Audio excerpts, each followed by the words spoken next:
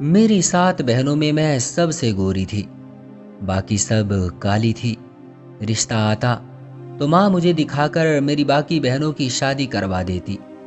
इस खेल से तंग आकर अगली बार जब रिश्ता आया तो अपनी होने वाली सास को सब कुछ बता दिया। उन्होंने मुझे रेशमी जोड़ा दिया और कहा शादी वाले दिन पहन लेना। बहन की सास जबरदस्ती मुझे अपने साथ ले गई। वो कमरे में बैठाकर बोली, तेरा पति यहाँ आएगा। मैं डर के मारे कांप रही थी, क्योंकि शादी मेरी बहन की हुई थी, तो बहन की सास मुझे क्यों लाई थी। डरते डरते मेरी आंख लग गई। लेकिन जैसे ही रात के 2 बजे तो मैंने दुल्हन के कपड़े पहने हुए थे। मुझे एक छोटे से कमरे में ये कहकर बैठाया गया था कि तुम्हारा दुल्हा आएगा। मैं सोच रही थी मेरा दुल्हा कैसे आ सकता है, मुझे इस कमरे में क्यों बैठाया गया था। मैं बहुत डरी हुई थी, क्योंकि मेरी शादी ही नहीं हुई थी। ये बात सिर्फ मैं जानती थी कि मेरी शादी नहीं हुई थी, तो फिर दूल्हे का भी सवाल पैदा नहीं होता। मैं नहीं जानती थी कि लड़के को पता है या नहीं कि उसकी मेरे साथ शादी हुई है या नहीं। बस सोच ही रही थी कि कमरे में कोई ना आए, क्योंकि यहाँ से बाहर निकलने का कोई रास्ता भी नहीं था। मुझे यहाँ कैद कर दिया गया था। गलती किसी और की नहीं बल्कि मेरी अपनी ही थी। मुझे ही शादी करने की बहुत जल्दी थी, बहुत शौक था, जबकि मेरी शादी की बारी भी नहीं थी। मैंने धोखे से ये सब करवाया और अब शायद मेरे साथ धोखा होने वाला था। अचानक दरवाजे का लॉक खुला। मैं बुरी तरह डर के मारे थर थर कांपने लगी। सोचने लगी कि अंदर कौन आएगा। मैं यहाँ से निकलने की कोशिश कर रही थी, लेकिन मुझे कोई भी रास्ता नजर नहीं आ रहा था। एक छोटी सी खिड़की और दरवाजे के अलावा निकलने का कोई रास्ता नहीं था, लेकिन इस छोटी सी खिड़की से मैं बाहर नहीं निकल सकती थी। आखिर दरवाजा खुल गया। बाहर जो खड़ा था वो नजर नहीं आ रहा था। मैं परेशान हो गई।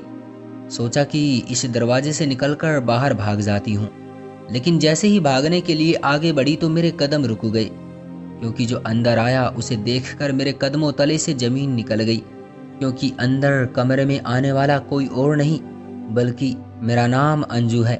दरअसल मेरा नाम मेरी दादी ने रितिका रखा था, लेकिन मैंने अपना नाम रितिका से बदलकर अंजू रख लिया। मैं अपनी बहनों में 5वें नंबर पर थी। हम कुल मिलाकर 7 बहनें थी। मेरे बाबा इस दुनिया में नहीं थे। हम बहनें घर में ट्यूशन पढ़ाया करती थी।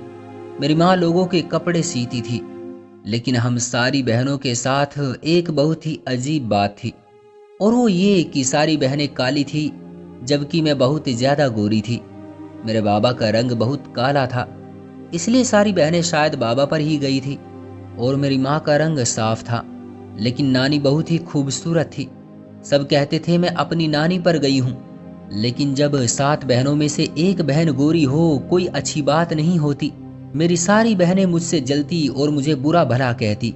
जो मुझसे छोटी थी वो तो मेरी बात ही नहीं मानती थी, और जो मुझसे बड़ी थी वो मुझ पर हुक्म चलाती और कहती कि इससे सारे घर के काम कराया करो, ताकि ये भी हमारी तरह हो जाए, क्योंकि हम तो काम करने की वजह से काले हो गए हैं।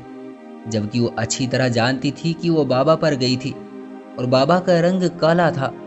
जैसे उनके काले होने में उनका कोई कसूर नहीं था, ऐसे ही मेरे खूबसूरत होने में भला मेरा क्या कसूर था। मैंने तो कोई हरकत नहीं की थी अपने साथ। मैं भी वही खाती थी जो ये सब खाती थी। मैं भी चेहरे पर वही चीज लगाती जो ये सब लगाती थी। ऐसा कुछ नहीं करती थी जिससे मेरी खूबसूरती और भी बढ़ जाए। मेरी माँ बहुत चतुर औरत थी, लेकिन मेरी माँ को सारे खानदान वाले यही कहते कि तुम्हारी इन काली बेटियों का रिश्ता कौन लेगा। पहले अंकल के साथ हम लोग रहते थे, पर बाबा के जाने के बाद हम लोग अलग हो गए। जब उनके साथ रहते थे तो उनकी पत्नी और मेरी दादी भी हमें यही बातें सुनाती रहती कि एक तो बिटिया ही पैदा की है इस औरत ने, और वो भी ऐसी काली के इनको कोई अपने घर की इज्जत नहीं बनाना चाहेगा। लेकिन माँ ने हमारी पढ़ाई पर बहुत मेहनत की। हम सब बहनें पढ़ी लिखी थी, बाकी छोटी बहनें अभी पढ़ रही थी। हमारे बाबा के दोस्त के लड़के भी हमारे साथ के थे। अगर बाबा के दोस्त के लड़के हमारी जिम्मेदारी लेने को तैयार हो जाते तो हम सारी बहनों की शादी उनके साथ ही हो जाती, लेकिन उन्होंने भी हमसे मुंह मोड़ लिया। वो हमसे शादी नहीं करना चाहते थे। वैसे भी आजकल सबको गोरी और खूबसूरत बहू चाहिए। लड़की का रंग थोड़ा भी काला हो तो उससे कोई भी शादी नहीं करना चाहता, और मेरी बहनें तो बहुत काली थी। मेरी माँ और बड़ी बहन बहुत परेशान रहती थी, लेकिन फिर माँ ने एक ऐसी तरतीब निकाली जो किसी ऐसी औरत के दिमाग में आ सकती है जिसने जमाने से अकेले लड़ाई की हो। मेरी माँ ने ऐसा काम किया कि जो दुनिया वालों की नज़रों में सिर्फ और सिर्फ एक धोखा था। इसमें बहुत बड़ा रिस्क था, लेकिन उसके अलावा कोई और चारा भी नहीं था। जब मेरी बड़ी बहन के रिश्ते वाले आए तो मैं बहुत खुश हुई। मैंने सोचा भगवान करे इस दफ़ा मेरी बहन को पसंद करके चले जाए, मेरी बहन की शादी हो जाए, ताकि मैं भी शादी में तैयार हूँ, नए कपड़े बनाऊं। मैं तो इस बात पर खुश थी। लेकिन जब उनके आने में 1 घंटा था तो मेरी माँ मेरे कमरे में आई। उनके हाथ में एक खूबसूरत सा जोड़ा था। मैं उस जोड़े को देखकर ही खुश होने लगी कि ये किसका है। माँ कहने लगी, तुम्हारे लिए बनवाया है, इसे पहनकर तैयार हो जाओ, अच्छा सा मेकअप भी कर लेना, बाल भी बहुत प्यारे से बना लेना। मैंने उनको हैरान होकर देखा कि वो तो दीदी को देखने आ रहे हैं। ऐसे में अगर इतना तैयार होकर उनके सामने आई तो कहीं वो मुझे पसंद ना करके चले जाए। वैसे भी पिछली दफ़ा जब लड़के वाले आए थे तो यही हुआ था। उसके बाद माँ ने कहा था कि आइंदा जब भी लड़के वाले आए तो मैं उनके सामने ना आऊं। फिर अब मुझे तैयार होने को क्यों कह रही है? मेरी माँ ने कहा, अपना दिमाग इस्तेमाल ना करो, जितना कहा है उतना ही करो। जब लड़के वाले आए तो चुपचाप वहां जाकर बैठ जाना, मुंह से कोई शब्द नहीं निकालना। अगर वो तुमसे कुछ पूछे तो हाँ या ना में जवाब देकर बात खत्म कर देना। मेरी माँ जो भी कर रही थी मैं जानती थी कि वो बहुत अजीब है। मेरी बहन किचन में खड़ी खाना बना रही थी। उसके चेहरे पर उदासी थी। मुझे ऐसे देख रही थी जैसे मुझे खा जाएगी। जब लड़के वाले आए तो मेरी माँ ने मुझे चाय की ट्रे पकड़ाकर आगे कर दिया, जैसे कि वो मुझे देखने के लिए आए हों। लेकिन अभी मेरा नंबर नहीं था। अभी तो 4 बड़ी बहनें बैठी थी। उन्होंने जब पूछा कि अपनी बेटी शिवानी को बुला दो तो माँ ने मुझे भेज दिया। उन्होंने कहा, बेटी कैसी हो? वो मुझे शिवानी कह रही थी। मेरा नाम शिवानी नहीं था। माँ ने उनसे झूठ बोला कि मैं ही शिवानी हूँ, जबकि मैं अंजू थी। शिवानी की जगह मुझे बैठा दिया गया। लेकिन इस बात से माँ का क्या मकसद हो सकता था? अगर वो मेरी शादी करना चाहती थी तो फिर उनको मेरा नाम शिवानी क्यों बता रही थी? उन लोगों ने कहा कि हमें आपकी बेटी बहुत पसंद है। मेरी बाकी बहनों में से कोई भी सामने नहीं आई, बल्कि आना तो दूर मेरी बहनें घर में ऐसे बैठी थी कि जैसे घर में ही नहीं हो। माँ ने उनको कह दिया कि मैं आपको दहेज नहीं दे सकती, बस 4 कपड़ों के साथ बेटी दे सकती हूँ। उनका कहना था, कितनी प्यारी बेटी है, हमें दहेज की जरूरत नहीं है। 2 हफ्ते में ही मेरी शादी की रस्म हो गई। शादी वाले दिन मैं ये सोचकर परेशान थी कि कहीं मेरी शादी तो नहीं करवा रहे हैं। माँ से पूछा तो डांट कर चुप कर देती, लेकिन शादी वाले दिन मेरी जगह मेरी बहन को ही दिखाया गया।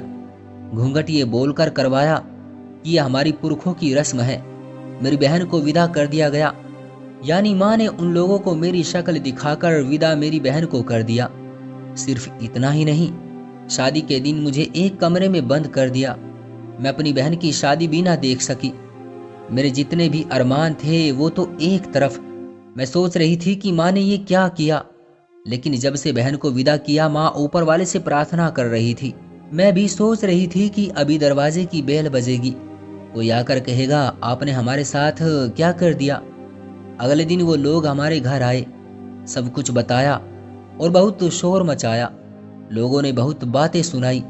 माँ ने कहा, मेरी वो बेटी ऐन वक्त पर भाग गई थी, इसलिए मुझे आपको और अपनी इज्जत बचाने के लिए ये कदम उठाना पड़ा। आप लोगों की भी इसमें इज्जत जाती और हम भी लुट जाते। मेरा घर बेटियों से भरा पड़ा है, मैं क्या करती। वो पहले तो बहुत गुस्सा हो रहे थे, लेकिन अब क्या कर सकते थे, क्योंकि दूल्हे को भी पता नहीं चला था कि उसकी पत्नी मैं नहीं बल्कि कोई और है। उन लोगों ने हमसे सारे रिश्ते तोड़ दिए। मेरी बड़ी बहन बहुत परेशान थी, लेकिन माँ ने उसे कहा कि रिश्ते नहीं टूटते, कुछ ही दिनों के बाद या ज़्यादा से ज़्यादा कुछ महीनों के बाद सब ठीक हो जाएगा। अभी तुम ये सब बर्दाश्त कर लो। मेरी बहन की शादी हो गई, वो अपने घर की हो गई थी। उसको कितनी बातें सुननी पड़ती होंगी। जो कुछ भी हुआ, जैसे भी हुआ, माँ का कहना था कि कम से कम उसकी शादी तो हो गई।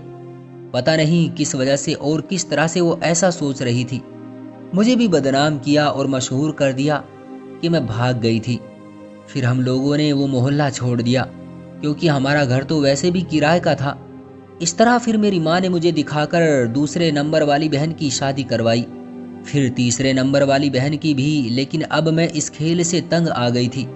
मेरी माँ मेरा रंग रूप इस्तेमाल करके मुझे बदनाम करना चाहती थी, अपनी बेटियों के रिश्ते करवा रही थी। फिर ऐसी शादियों में बेटियां कैसे खुश रहेंगी? सारी जिंदगी तो उनको ताने दिए जाएंगे। मेरी तीसरे नंबर वाली बहन को विदा करने के बाद अब मेरी चौथे नंबर वाली बहन की बारी थी। माँ को फिर से यही खेल खेलना था, इसलिए उन्होंने मोहल्ला छोड़ दिया। और माँ शादीशुदा बहनों से बातचीत भी करती थी, लेकिन उनके घर आती जाती नहीं थी। मेरी बड़ी बहन प्रेग्नेंट थी। डॉक्टर ने कहा उनके यहाँ बेटा होने वाला है। मेरी माँ का कहना था कि उनका वारिस पैदा करेगी तो वो तुम्हारी इज्जत जरूर करेंगे, इसलिए तू परेशान मत होना। हो सकता है कि किसी हद तक ये बात ठीक थी। इस तरह की शादियों में बहुत फर्क होता है।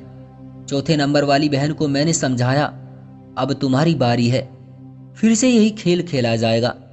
तुम्हें माँ को मना कर देना चाहिए, नहीं तो तुम्हारी भी जिंदगी बाकी बहनों जैसी हो जाएगी। उसने कहा, मैं पागल हूं जो मना कर दूं।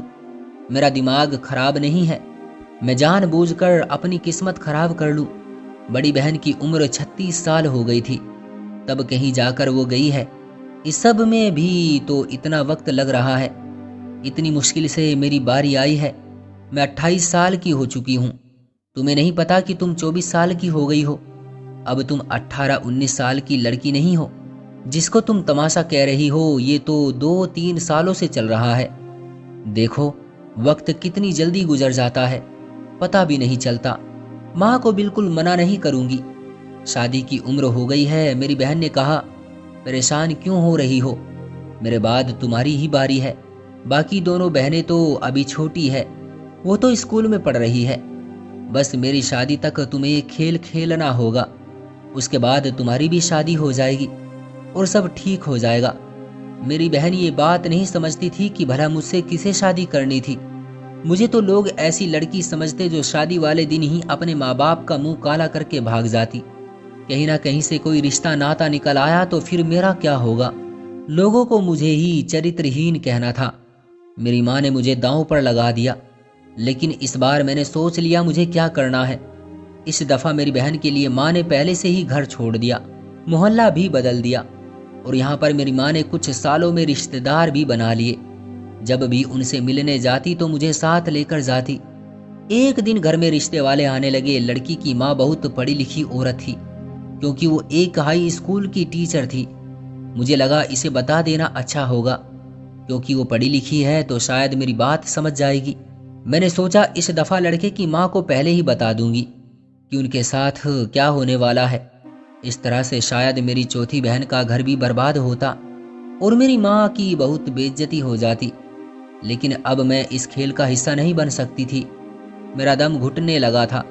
जैसे बाकी सब माँ की बेटियां थी, क्या मैं उनकी बेटी नहीं थी?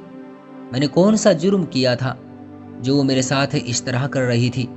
उनको कोई हक नहीं था कि वो मुझे किसी चीज की तरह इस्तेमाल करती। इस बार भी माँ ने मुझे तैयार करके रिश्ते वालों के सामने बैठा दिया। मेरा नाम किरण बताया, जो कि मेरी चौथी नंबर वाली बहन का नाम था। जब मुझे लड़के की माँ ने अपने पास आकर बैठने को कहा, मैंने उनके हाथ में कागज पकड़ा दिया। उनसे कहा कि किसी को बताइएगा मत, मैंने आपके हाथ में कुछ पकड़ाया है। मैं बहुत बड़ी मुसीबत में हूँ। इसमें लिखा था कि जब आप अकेली हो कॉल पर बात करें। मैंने इस पर अपना नंबर लिख दिया। रात में उनकी कॉल का इंतजार कर रही थी। उनकी कॉल आ गई। मैंने कॉल पर सब कुछ बता दिया। मैंने कहा, आपको मेरी शक्ल दिखाई जाएगी, लेकिन आपके बेटे की शादी मेरी बड़ी बहन से करवाई जाएगी। कहा जाएगा कि मैं शादी की रात भाग गई हूँ, इसलिए इन्होंने ये सब किया है। मैंने उनको किरण की तस्वीर भी दिखाई। उनका कहना था, नहीं, हमें हमारे बेटे के लिए इस तरह की लड़की तो बिल्कुल भी नहीं चाहिए। मैं तुम्हें पसंद करके आई हूँ। मैंने उनसे कहा, आप इनकार कर दो। उन्होंने कहा, इनकार करने से हल नहीं होगा। तुम्हारी माँ फिर से कोई और घर देख लेगी, और जैसा मैं कहती हूँ तुम वैसा ही करना, और मुझ पर यकीन करो। मैंने उनकी बात मान ली और सोचने लगी, ये बिल्कुल ठीक है। मैं शादी करके उन लोगों के साथ कहीं चली जाऊंगी। दोबारा अपनी माँ को अपनी शक्ल तक नहीं दिखाऊंगी, क्योंकि उन्होंने मेरे साथ अच्छा नहीं किया था। अगर मैं यहाँ पर रह जाती तो वो फिर से मुझे इस्तेमाल करती। मेरी माँ अगर मुझे इस्तेमाल कर रही थी तो भी किस हद तक बात समझ नहीं आती थी। मैं मजबूर थी, लेकिन वो मुझे बदनाम कर रही थी कि ये शादी की रात भाग जाती है, वो भी अपने किसी आशिक के साथ। उस औरत ने मुझे एक जोड़ा दिया और कहा कि शादी वाले दिन तुम ये जोड़ा पहन लेना, जिससे मैं तुम्हें पहचान सकूं और मैं तुम्हें ले जाऊंगी। वो लाल रंग का जोड़ा था। मैंने कह दिया कि ठीक है, ऐसा ही करूंगी। लेकिन शादी वाले दिन मेरे साथ बहुत ही अजीब हरकत हुई। शादी इस तरह ही हुई थी कि सब कुछ वैसा ही था, सारी तैयारियां भी हुई, लेकिन जब भी मेरी बहन की शादी होती तो मेरी माँ मुझे कैद कर दिया करती। इस दफा मैंने पहले ही एक तरीका निकाला था, पहले ही भाग जाने का एक रास्ता खुला छोड़ा था। मुझे वो कपड़े पहनकर तैयार होना था। मैं वही जोड़ा पहनकर दुल्हन बन गई और किसी तरह दुल्हन की जगह पर जाकर बैठने की कोशिश में थी कि ये देखकर मेरी जान निकल गई कि बिल्कुल मेरे जैसा जोड़ा मेरी बहन किरण ने भी पहन रखा था। वो भी दुल्हन की जगह ही बैठी थी। जो मेरी सास बनने वाली थी मुझे जबरदस्ती अपने साथ एक जगह ले गई। बोली, यहाँ पर तुम्हारा दूल्हा आ जाएगा कि तुमको यहीं से विदा करवाएंगे, पर तुम्हें यहीं पर बैठना होगा। तुम्हारी माँ को भी पता नहीं चलना चाहिए कि तुम इस जगह पर हो। लेकिन मैं आंटी से एक बात करना चाह रही थी जो वो सुन ही नहीं रही थी, और वो बात ये कि मेरी शादी नहीं हुई थी, क्योंकि मैं दुल्हन की जगह तक पहुंच ही नहीं पाई। शादी में दो दुल्हन होने की वजह से उन्होंने मुझे अपने जोड़े से पहचान तो लिया, लेकिन मैं दुल्हन की जगह तक नहीं पहुंच सकी। मेरी उनके बेटे से शादी नहीं हुई थी, फिर कैसे वो मुझे एक कमरे में बंद कर सकती थी कि यहाँ तुम्हारा दुल्हा आएगा। वो मेरा दुल्हा नहीं था। मैं न जाने कितने घंटों से बंद थी, फिर मुझे वक्त के गुजरने का पता भी नहीं चला। इस तरह लग रहा था कि वक्त बहुत गुजर गया है। कमरे में कोई खिड़की नहीं थी, मेरे पास मेरा फोन भी नहीं था। अगर मुझे बाहर से किसी थोड़े बहुत शोर की आवाज आती तो मैं परेशान हो जाती कि ये आवाज कहाँ से आ रही है और किसकी है। इस कमरे में बैठने के लिए सिर्फ एक छोटी सी बेंच ही पड़ी थी जिस पर मैं बैठी हुई थी। बैठे बिठाए जाने कब मेरी आंख लग गई मुझे पता भी नहीं चला। रात के शायद 2 या 3 बजे का वक्त था। जब दरवाजा खुला मैं बुरी तरह से डर गई। इस वक्त अंदर कौन आ रहा था? अगर वो औरत थी या उसका बेटा था, तब भी मुझे यहाँ से निकल जाना चाहिए था और फिर उसे बता देना चाहिए था कि मैं उसकी पत्नी नहीं हूँ, उसकी और मेरी शादी नहीं हुई। जाने मेरी माँ क्या सोच रही थी, मेरी बहन कहाँ थी, बाहर क्या हो रहा था। वैसे तो शादी पर मुझे कैद कर दिया जाता, लेकिन इस दफा मैं बहुत टेंशन में थी। कमरे में रोशनी बहुत कम थी। बाहर से जब कोई आकर खड़ा हुआ तो मुझे उसका चेहरा दिखाई नहीं दे रहा था। उसने ही अपने फोन की लाइट ऑन की तो मैं ये देखकर हैरान रह गई, क्योंकि वो कोई और नहीं बल्कि मेरी अपनी माँ थी। मेरी माँ ने मुझे एक थप्पड़ मार दिया। मैं बुरी तरह से हैरान रह गई। मुझे झटकते हुए बोली, तूने मुझे क्या बेवकूफ़ समझ लिया था? बेवकूफ़ लड़की, तू उस औरत के साथ मिलकर हम सब को धोखा देकर भाग जाने वाली थी। तेरी इतनी हिम्मत, और तेरे ऊपर तो मेरे इतने एहसान है कि तुझे 2 घंटे लग जाएंगे वो एहसान गिनते गिनते। जब तेरी माँ तुझे फेंक कर चली गई थी, मेरी माँ के मुंह से ये शब्द निकल गए। वो मेरी अपनी माँ नहीं थी। माँ ने कहा इसके पति का मेरी माँ के साथ चक्कर चल रहा था और वो मुझे पैदा करके इस दुनिया से चली गई। तब इसने मुझे उठा लिया इंसानियत के नाते। मैं इतनी खूबसूरत थी, बाकी बहनों जैसी ना लगती थी, तभी उसने मुझे इस्तेमाल किया, वरना कौन माँ अपनी बेटी के साथ ऐसा करेगी। मेरा उस औरत के साथ बनाया गया प्लान कामयाब नहीं हुआ। उसके बेटे के साथ मेरी बहन की शादी हो चुकी थी। वो लोग अलग सर पीट रहे थे। इधर माँ मुझे बातें सुना रही थी, यूं कहो मेरी सौतेली माँ। उसने कहा, आज के बाद घर से बाहर निकलेगी तो मैं तुझे ठीक कर दूंगी। तू बहुत ज्यादा सर चढ़ गई है। अभी तेरी 2 बहनों की शादी करवानी है, इसके बाद सोचूंगी कि तेरा क्या करना है। बहुत तमाशा बनाया और तमाशा खत्म हो गया। यही तो इस दुनिया की बात है। बड़े से बड़ा दुख हो, बड़े से बड़ी मुसीबत हो, बुरे से बुरा वक्त क्यों ना हो, लेकिन सब खत्म हो जाता है। मैंने सोचा कि अपनी सौतेली माँ के हाथों और ज्यादा इस्तेमाल नहीं हो सकती। मुझे बहुत दुख हो रहा था कि जिसको आज तक अपनी माँ समझा वो मेरी माँ नहीं थी। जिनको अपनी बहनें समझती रही वो मेरी बहन नहीं थी। मैंने घर छोड़ने का फैसला कर लिया। घर छोड़कर मैं एक एनजीओ में चली गई। उसके बाद बड़ी बहन से मिली। मैंने उसे सब कुछ बता दिया। वो भी अपने घर में खुश नहीं थी। माँ ने जिस तरह उनकी शादियां की वो अपने घर में खुश नहीं थी। उनको दिन रात ताने सुनने पड़ते। मैं एनजीओ में ही हूँ और यहीं पर काम करती और रहती हूँ। मेरा इस दुनिया में कोई नहीं है। ये जगह मेरे लिए बिल्कुल ठीक है। मेरी बहनों से कभी कभार बात हो जाती है, लेकिन मैं अपनी माँ से बात नहीं करना चाहती। पता नहीं यहाँ मेरा क्या फ्यूचर है, लेकिन मैं लोगों को धोखा दे देकर अपने माथे पर चरित्रहीन लड़की का ठप्पा नहीं ले सकती। तो दोस्तों, ये थी हमारी आज की कहानी। उम्मीद करते हैं कि आपको पसंद आई होगी। आपका क्या कहना है इस कहानी के बारे में? कमेंट करके हमें ज़रूर बताएं। वीडियो को लाइक करके चैनल को सब्सक्राइब कर लीजिए और साथ में घंटी को दबाकर ऑल पर सेट कर लीजिए ताकि आने वाली वीडियो आपको तुरंत मिले। मुझे दीजिए अगली वीडियो तक इजाज़त। तब तक के लिए धन्यवाद।